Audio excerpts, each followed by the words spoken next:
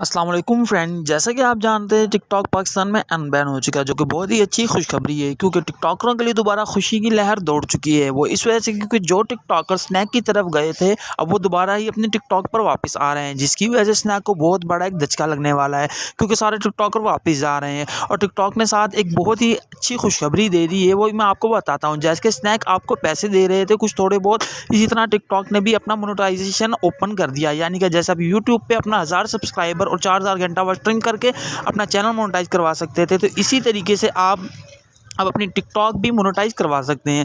कुछ ही दिनों में इसका फीचर आ जाएगा और आपका टिकटॉक अकाउंट भी मोनेटाइज हो जाएगा। मगर इसके लिए आपको कुछ रिक्वायरमेंट होगी, यानी कि जैसे कुछ फॉलोअर्स आपको चाहिए होंगे और कुछ वॉच टाइम आपको चाहिए होगा, जैसे कि आप व्यूज़ समझ लें।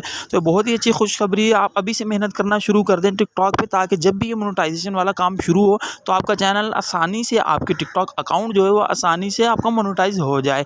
तो उम्मीद है मेरी वीडियो आपको पसंद आई होगी। वीडियो पसंद आई ज़्यादा से ज़्यादा लाइक शेयर, हमारे चैनल को सब्सक्राइब ज़रूर कीजिएगा।